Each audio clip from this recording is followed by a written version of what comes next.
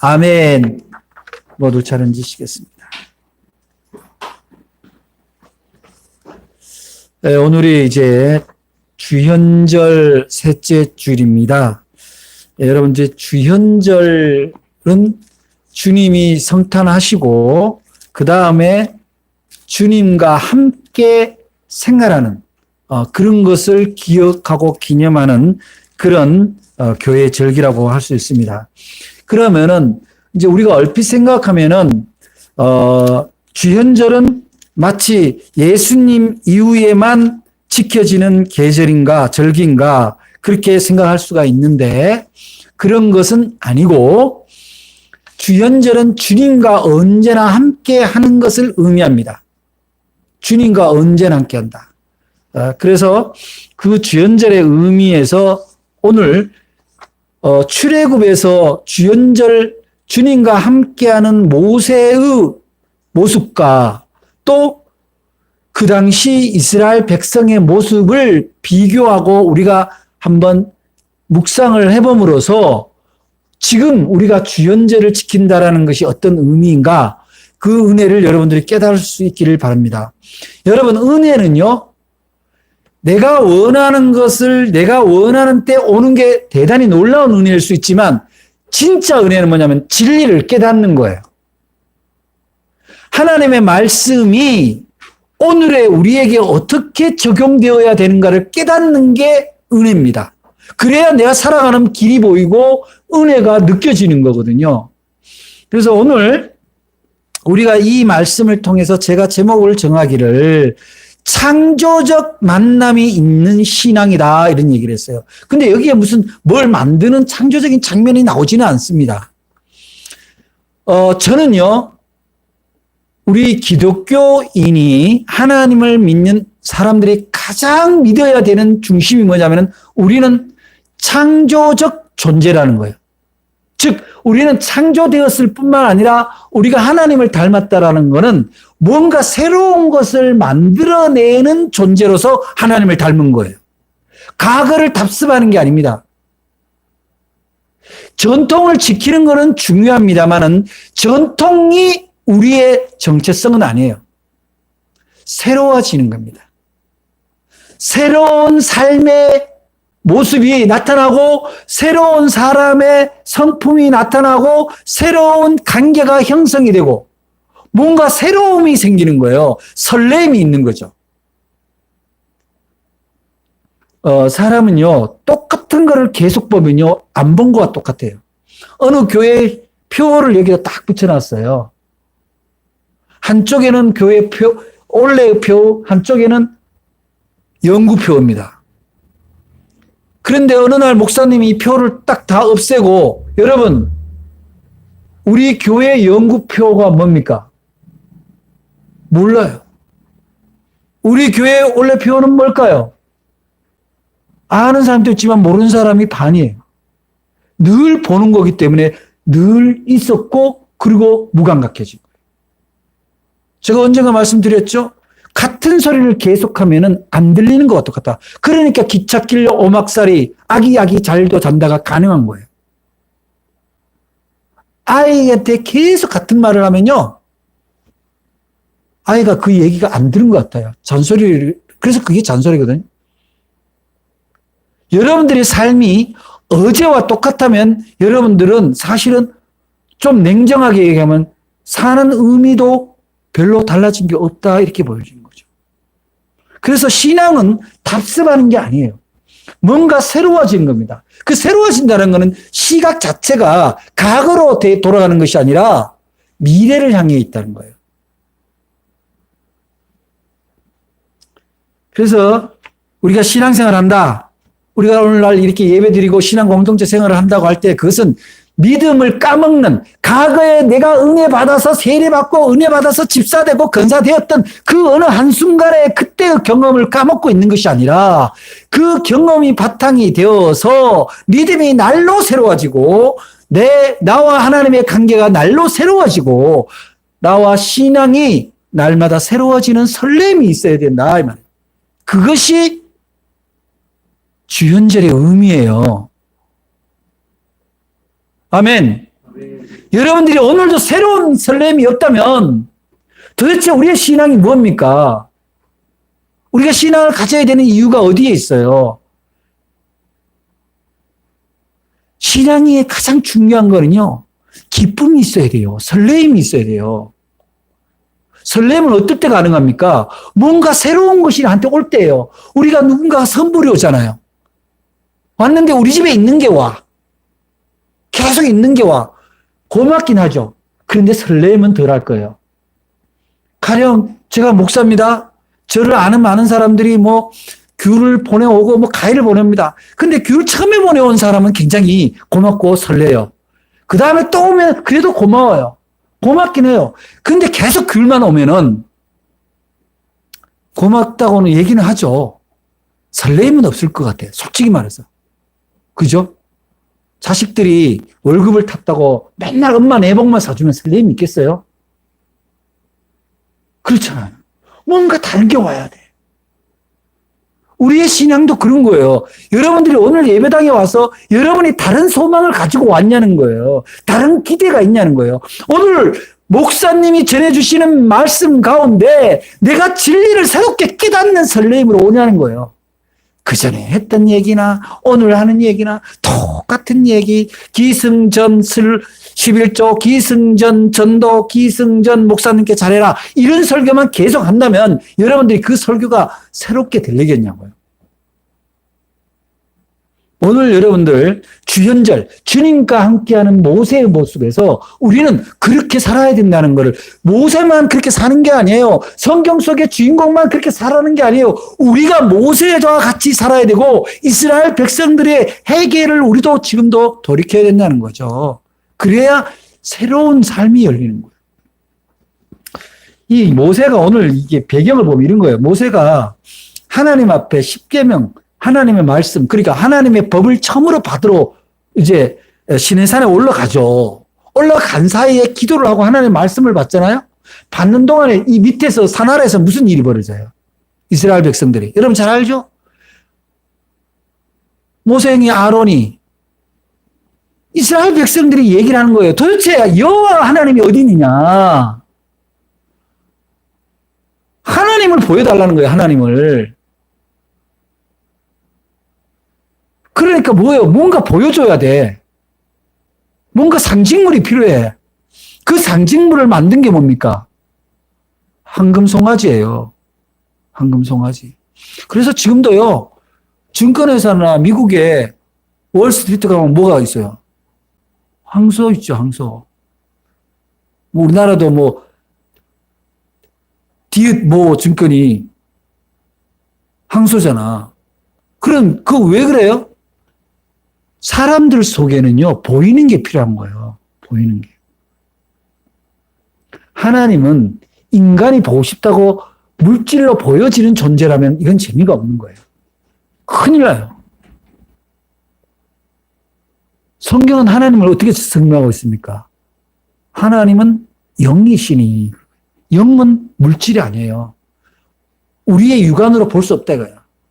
한상은 볼 수 있습니다. 간상으로는 볼 수 있어요. 영적으로는. 그런데 이걸 만드니까 모세가 얼마나 화가 나. 나는 이 백성들을 자유의 땅으로 가나안으로 인도하기 위해서 거기 가서 어떻게 살 건가 하나님의 지침을 받아서 내려올려 왔는데 거기서 며칠날 기도하고 하나님께 졸라서 말씀을 받아왔는데 이 인간들은 세상에 송아지를 만들어 놓고 거기다 이것을 우리가 여호와라고 하자 그리고 저라고 이 난리를 치고 있으니 얼마나 화가 나겠어요. 우리가 믿는 예수교가 자기 이익만을 추구하고 자기 교회만 커지면 하나님의 은혜라고 고백하는 것이 황금송아지와 다를 바 없다고요. 아마 지금 예수님이 오든지 모세가 왔으면 돌판을 깨고도 남을 일들이죠.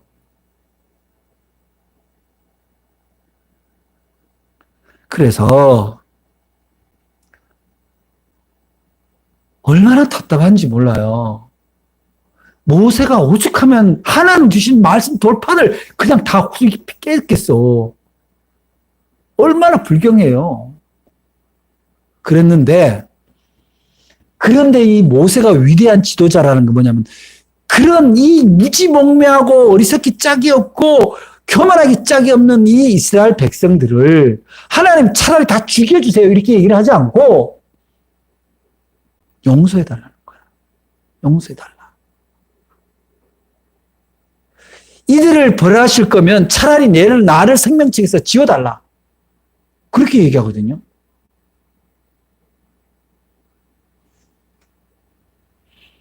제가 모세를 어떻게 따라가겠습니까마는 정말 저도 요즘 그런 피를 토하는 심정으로 기도해요. 하나님을 믿는다는 이 교회들이, 한국 교회가 예수 그리스도를 보낸 그 십자가의 진짜 의미를 다 깨닫지 못하고 과거를 탑승하고 있다면 정말 성경책을 그들의 머리에 대고 다 두들겨 패고 싶은 심정이 꿀뚝 같지만 하나님 그래도 어떡합니까? 용서해 주세요. 그래도 하나님의 백성이라고 찾아온 어린 백성들이니 하나님이 용서하시고 그들을 깨워달라고 새롭게 해달라고 그렇게 기도하게 되는 거예요.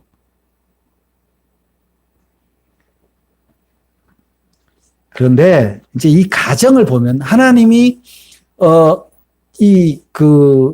모세의 기도를 통해서 이스라엘 백성을 용서하고 다시 하나님께로 돌아오는 가정이 이제 오늘 장면에 나오는데 33장 4절에 보세요. 4절에 먼저 앞에를 보면은 이렇게 표현되어 있어요. 4절에 보니까 백성이 이 주님의 말씀을 듣고 슬퍼하여 한 사람도 자기의 몸을 단장하지 아니하니 이렇게 나옵니다. 여기서 이 단장이라는 건 뭐냐? 꾸미는 거잖아. 오늘 꽃단장하고 나왔네 그러잖아요. 그죠? 단장은 꾸민다는 거예요.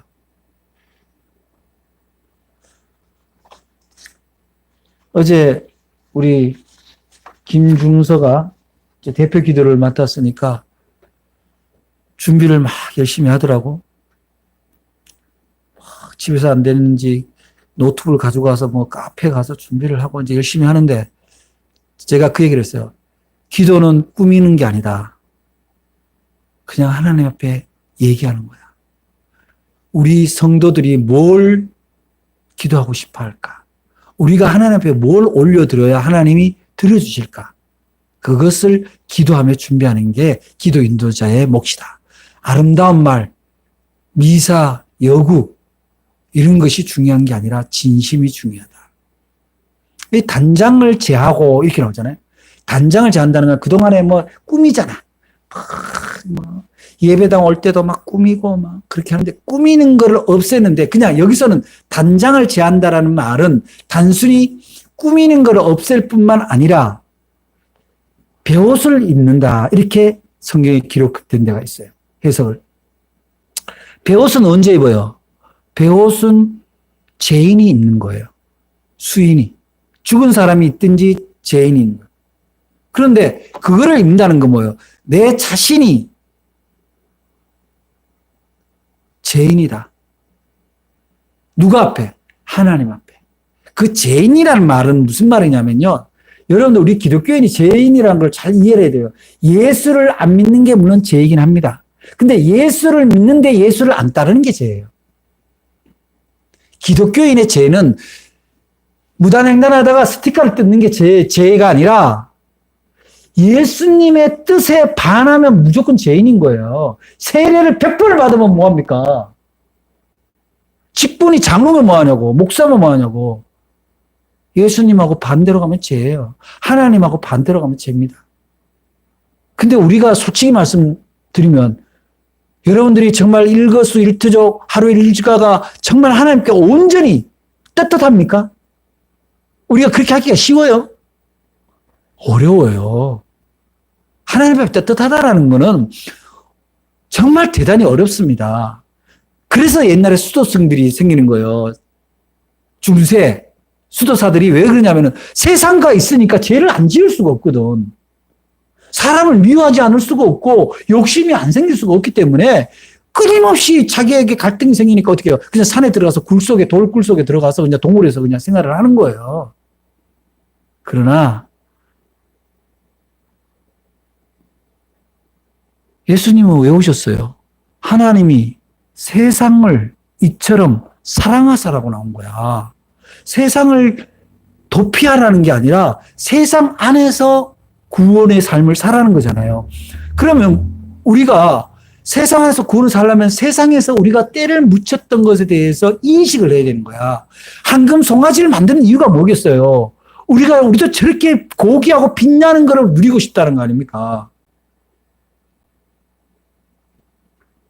눈에 보이는 것. 그런데 그렇지 않다는 거예요. 그래서 우리는 세상을 살면서요, 우리가 주님이 필요한 이유는요, 부자가 되기 위해서 주님이 필요한 것이 아니에요.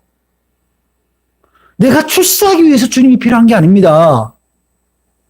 그러한 욕망 때문에 주님의 뜻에서 비켜나는 죄, 하나님을 무시하는 죄를 지키기 위해서 그분이 내 옆에 필요한 거예요.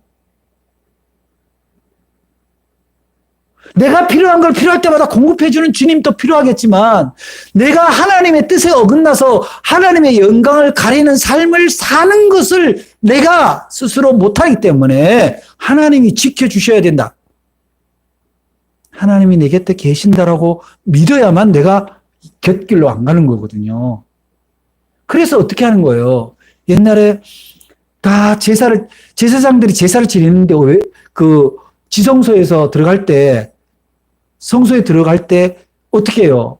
다른 사람들은 다 성소 바깥에서 그 양의 피를 내는 이유가 뭡니까? 제물의 피를 내는 이유는 우리가 죄를 지었는데 우리의 죄를 저 피를 보면서 우리가 해결을 하니 저 제물처럼 우리가 죽어야 되는데 대신 이 제물을 통해서 우리의 죄를 고백하니 이 피 속에 담으니 주님, 하나님 우리의 죄를 용서해 주세요. 라고 비는 게 제물의 양의 피를 내는 거거든요. 그런데 제사장이 죄를 지어버리면 제사장이 어떻게 돼요? 거기서 지성소에서 죽고 못 나와요. 하나님을 대면하는 사람은. 근데 여러분 놀라운 역사적인 사실이 뭡니까? 예수 그리스도가 십자가에 달려 돌아가실 때 성소의 막이, 휘장이 위로부터 아래로 찢어졌다 이렇게 나오죠. 그죠? 아시면 아멘 해보세요. 그거는 뭐냐면 너희는 다 거룩한 백성, 왕 같은 제사장이다. 아멘. 그럼 우리는 뭐 어떤 거예요? 하나님을 대면할 때 죄를 지면 우린 필히 죽을 수밖에 없는 죄인이에요. 그런데 어떻게 하면 그렇게 안 됩니까? 하나님, 성령님을 내 안에 모시면 그 절대적인 위기, 직전까지 갔을 때 돌이킬 수 있는 은총이 우리에게 주어진 거예요. 누구를 통해서? 예수 그리스도의 십자가 그 피를 통해서 우리에게 허락된 성령님이 우리를 돌이켜주게 해주는 거예요. 그런데 그거는 뭐가 필요하냐면 돌이킨다, 회개한다라는 건 바로 단장품을 제하라는 얘기예요. 폼 잡지 마라. 네가 목사냐? 네가 장로냐? 권사냐? 집사냐? 그거 아무 소용없다. 하나님 앞에 죄를 지면 아무 의미가 없다.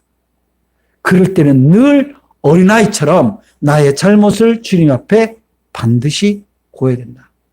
껍데기를 버려라. 그런 이야기입니다. 그래서 우리는 예배에서 우리가 지금 우리 교회는 그냥 오늘의 기도 이렇게 되어 있습니다만은 저희 모교에서는 어떻게 되냐면 회개의 기도 이렇게 되어 있어요. 또는 참회의 기도 이렇게 되어 있습니다. 여러분, 우리가 완전한 존재가 될 수 없습니다. 우리가 예수님을 따른다고는 하지만 세상과 함께 살기 때문에 우리가 세상의 그 진흙탕에서 생활하다 보면 발에 진흙도 묻고 손에 묻기도 해요. 그러나 하나님을 예배한다는 것은 그거를 씻는다는 거예요.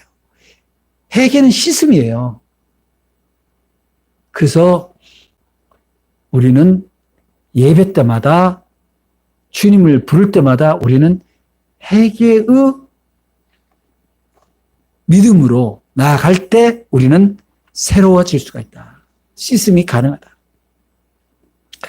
근데 이제 보면은 이제 그래서 사도 바울이 에베소 교회에서도 편지를 보낼 때는 뭐라 그래요? 옛사람을 벗어버려라 이렇게 얘기하잖아요. 내가 옛사람을 벗어버린다는 것은 나의 경험에 의지하고 나의 고집에 의지하던 것에서 하나님의 뜻에 의지하는 걸로 바뀌어지는 거예요. 근데 그건 어디서 드러납니까? 예배당에서 드러납니까? 예배당에서는 그거를 준비하고 깨닫는 거고 드러나는 것은 삶의 자리입니다. 삶의 자리. 우리가 구원의 삶이라는 거는요, 편이 없어지는 거예요. 편이 없어진다는 건 뭐예요? 어떤 대상이 있습니다. 지금도 저한테 가끔씩 문자가 옵니다. 목사들 중에서 각 진영이 있어서 엉뚱한 기도 제목을 나한테 보냅니다. 물론 저는 뭐 대꾸는 안 합니다만은 답답해요. 답답해요.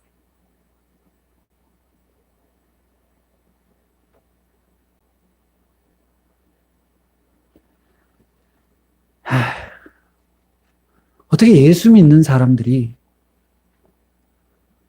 북녘 동포해야 되고 먼저 공격을 해라는 그런 주의를 어떻게 우리가 수용을 합니까? 우리가 먼저든 저쪽에도 먼저든 그런 일이 없도록 기도를 해야지. 그런 사람들을 새로워지지를 않는 거예요. 그래서 하나님에게 우리가 돌아오는 것은 우리가 늘 부족한 마음, 죄 지은 마음, 세상의 탐욕을 구했던 것들에 대해서 제복을 입고 죄를 뒤집어 썼다라는 마음으로 돌아올 때 우리는 그날로부터 새로워지는 거예요. 그 다음에 오늘 보니까 7절에 이렇게 나옵니다. 7절에 모세가 항상 장막을 취하여 진 밖에 쳐서 진과 멀리 떠나게 하고 회막이라 이름하니 여호와를 앙모하는 자는 다 진 바깥 회막으로 나아가며 이렇게 나와 있죠. 여기서 이제 회막이라는 말은 한문 그대로 하면 모일해자 천막 막자잖아요. 그러니까 미팅 텐트라는 거예요. 미팅 텐트. 누구하고 무슨 해막이에요? 하나님을 만나는 해막이다. 하나님께 제사를 예배를 드리는 해막인데 진하고 가까이 있지 않고 떨어뜨려 놓는다. 왜 떨어뜨려 놓았을까요? 옛날에 우리 어릴 때마다 교회가 되게 보면 마을의 언덕 위에 있어요. 마을의 언덕 위에. 마을 중심이었지 않고 요즘은 뭐 교회가 다 목 좋은 곳에 와야 되니까 마을 중심으로 온 거지만 옛날에는 마을 언덕에 또 외진데 교회가 있었어요. 마을에 있지를 않아요. 시골 교회가 보면. 그래서 일부러 가도록. 일부러. 거기를 가려면 준비를 하도록. 성경을 따른 거죠. 그런데 이 해막이라는 거는 뭐냐면은 이 모세가 장막을 짓고 진 밖에다가 진이라는 거는 그 이스라엘 백성들이 이동을 할 때 여러분 말이 60만이고 아이들까지 다 합치면 100몇십만 명이 될 텐데 그 많은 인류가 이동을 하려면 그 자체가 하나의 도시를 형성하는 거예요. 그러면 거기에 있지 않고 그 가운데 있지 않고 외진 곳에 해막을 지었다 이 말이잖아요. 왜냐하면 구별이에요. 구별. 그렇게 해서 시간도 구별합니다. 미명에 가서 모세가 기도를 하고 하나님을 만나고 그래서 하나님과 만남의 장소를 확보를 했다. 어떻게 하려면 내가 관계가 새로워지기 위해서는 내 삶이 새로워지기 위해서는 과거의 삶에서 미래의 삶으로 바뀌어지기 위해서는 내가 새로운 공간이 필요하다. 하나님과 만나는 미팅 룸이 필요한 거예요. 여러분 교회는 그런 곳이에요. 내가 새로워지기 위해서 예배를 드리러 오는 것이지 나의 삶의 자리에서 나의 욕구를 채우기 위해서 오는 것은 아니라는 거예요. 욕구는 필요해요. 필요는 하지만 그 욕구를 채우기 위해서 조르기 위해서 해막이 필요한 건 아니다. 내가 새로워지기 위해서. 내가 새로워진다는 건 뭐예요? 여러분 내가 새로워졌다는 걸 누가 증명해야 됩니까? 내가 증명해야 됩니까? 그렇지 않습니다. 내가 새로워졌다는 것은 증명할 수 있는 사람은 나와 함께 있는 다른 사람이에요. 내 아내가, 내 남편이, 내 아들이, 내 딸이, 내 동료가 저 사람 정말 요즘 새로워졌어. 근데 새로워졌다라는 것은 어떻습니까? 긍정적인 부분으로 새로워졌을 때 새로워졌다 그러지, 과거로 회개했고 더 나쁜 모습이 나왔다는 거는 새로워졌다 그러지 않아요. 저 사람 태행이 났다. 저 사람 더 나빠졌네. 저 인간이 왜 저렇게 됐냐. 그런데 이 사람이 어느 날 사람에 대한 배려, 무엇보다도 다른 사람에 대한 용납이 이루어지고 이해가 이루어지고 겸손하고 늘 미소를 잃지 않고 언어에 보면 언어가 굉장히 순화되어 있고 그것이 갈수록 더 깊어지는, 그게 새로워지는 거예요. 전에는 자기밖에 모르고 자기가 다 가져가야 됐던 그런 욕심의 삶이었다면 어느 때인가 보면은 뭔가 있으면 나누려고 하고 자기보다 더 힘든 사람은 없는가를 돌아보게 하고 그런 삶의 모습이 있다면 우리가 가정에서도 마찬가지예요. 자기 배우자나 자기 자녀들에게 늘 꾸지람을 하거나 잔소리를 하거나 자기의 요구를 얘기하고 하기보다 한 번이라도 넌 뭘 하고 싶니? 당신이 뭘 갖고 싶어? 라고 물어보는, 그렇게 바뀐다면 얼마나 가정이 새로워 보이겠어요.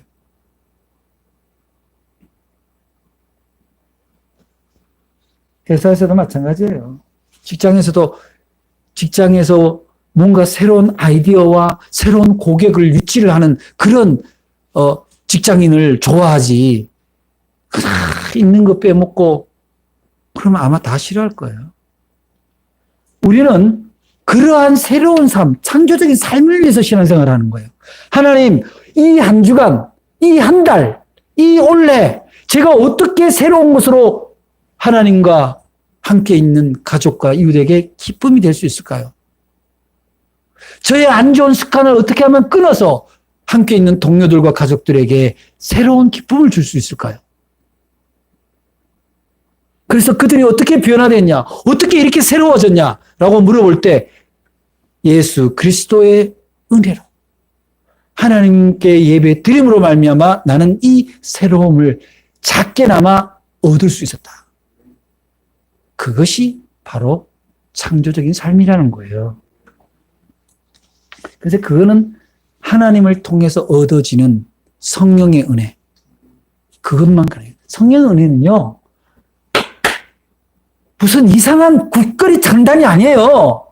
전 인격적으로 하나님을 닮아가는 거예요. 전 인격적으로 사랑의 결정체가 되는 거예요.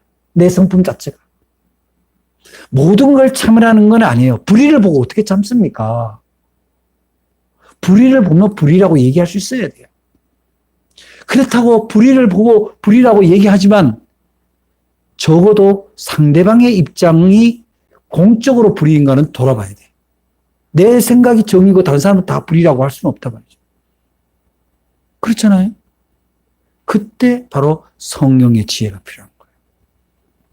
그래서 모세는 해막에다가 사람들을 만남의 장소로 오기를 원하는데 그건 뭐냐면 바로 영적인 성숙, 하나님과의 만남을 통해서 그들이 완악한 마음이 누그러지고 자기 고집이 누그러지고 하나님의 에너지로 하나님의 성품으로 새로워지는 재충전되는 것을 하기 위해서 바로 지성소를 만든 거예요. 예배당을 만든 거라 이 말이에요. 오늘의 예배당이 그런 거예요.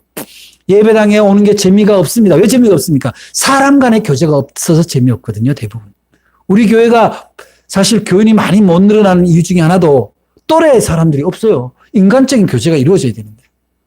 저는 그 점을 굉장히 송구스럽게 하고 여러분들한테도 미안하게 생각합니다만은 그것은 도구일 뿐이에요.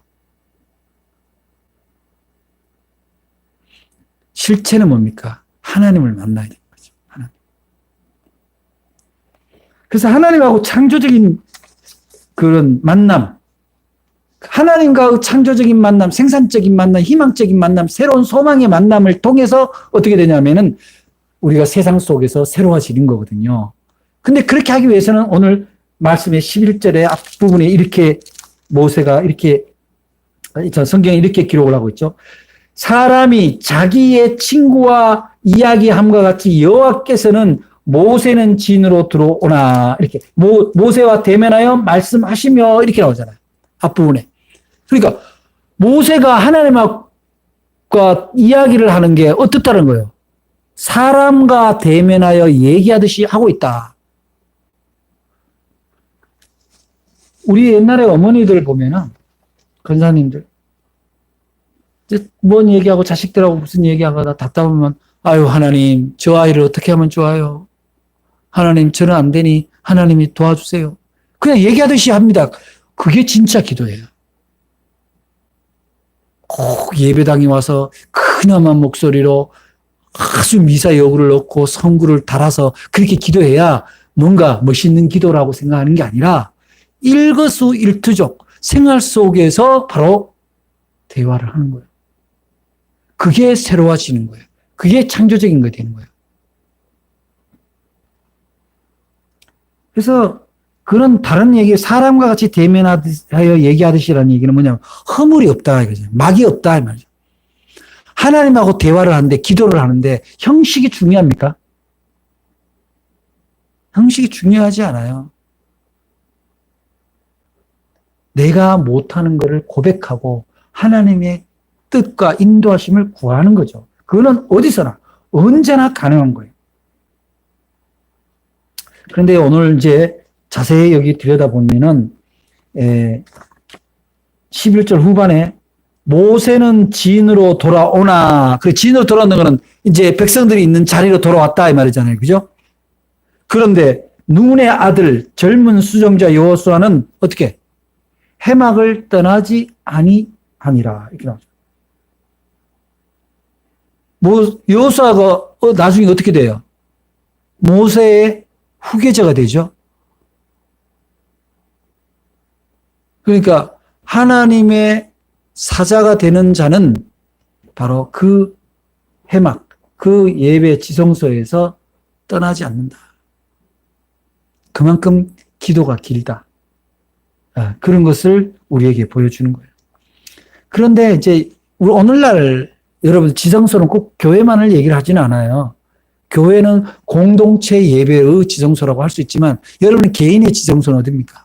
여러분 개인이 다 제사장이라면 여러분 개인의 지성소를 늘 따로 마련합니까? 여기서 개인의 지성소라는 거는요. 꼭 물론 공간의 의미도 있다. 특정 공간의 의미도 있습니다만은 시간의 공간이 시간. 여러분이 하나님 앞에 여러분을 구별해서 하나님을 만나는 시간의 지성소가 있냐는 거예요. 그게 있어야 하나님의 그 따뜻한 위로하심과 용서하심과 그리고 새로운 비전을 우리가 받을 수 있다는 거예요. 그래서 오늘 이 얘기는 모세는 기도하고 진으로 돌아왔다 이런 얘기는 결국은 그 기도의 연장이 바로 일상 속에서 생활 속에서 이루어져야 된다. 신앙생활의 변화는 바로 기도의 변혁과 맞닿아 있습니다. 여러분들이 여러분의 삶 속에서 살리는 기도, 여러분의 마음을 살릴 뿐만 아니라 함께하는 공동체를 살리고 가족을 살리고 동료를 살리는 기도가 있다면 여러분들은 바로 하나님이 임재한 그런 기도를 드리는 사람이다. 이제 우리가 그야말로 우리가 단정하지 않고 우리가 세상의 가면을 벗고 하나님을 만남의 장소를 확보한다면은 그리고 하나님과 마치 사람과 대화하듯이 그런 기도가 이어진다면 어떤 일이 벌어지느냐? 바로 이웃에게 희망과 기대를 주게 된다는 거예요. 이게 8절에 보니까 모세가 이제 회막으로 나아갈 때 백성이 다 일어나 자기 장막문에 서서 모세가 회막으로 들어가지 바라봤다 이렇게 얘기했잖아요. 이게 왜 그렇습니까? 모세가 회막에 들어가는데 그 장막에 있는 사람들이 왜 모세가 들어가는 것을 바라볼까요? 왜 바라봐요? 여러분의 담임 목사님이 만약에 어떤 교회의 어떤 교인의 어떤 문제라든지 교회의 어떤 문제가 있어서 기도원에 들어간다 그러면은 여러분 어떤 생각이 들어요? 하나님이 우리 목사님의 기도를 어떻게 들어주실 건가? 하나님이 어떻게 역사하실 건가에 대한 기대가 되죠. 그걸 우리는 희망이라고 하는 거예요. 백성들이 다 서서 모세를 바라보는 거예요. 모세를 통해서 하나님의 역사하심을 기대하는 거예요.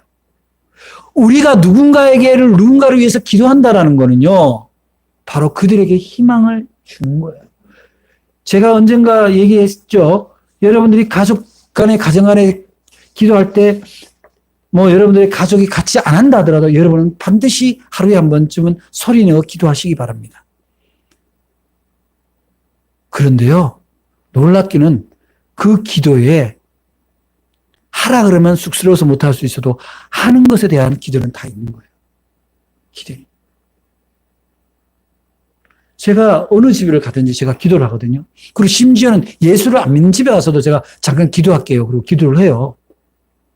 그런데 기도하지 마세요. 그런 사람 한 사람도 없어요. 물론 내가 무안할까 봐 그렇게 할 수도 있겠지만 기대가 있는 거예요. 그래도 목사가, 성직자가 기도를 하면 뭔가 좋아지지 않을까.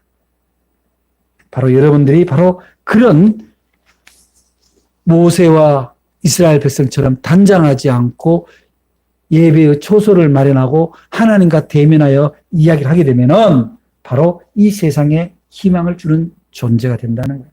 그 다음에 두 번째는 뭡니까? 그렇게 되었을 때 바로 열매가 나타나요. 어떤 열매가 나타나냐면은,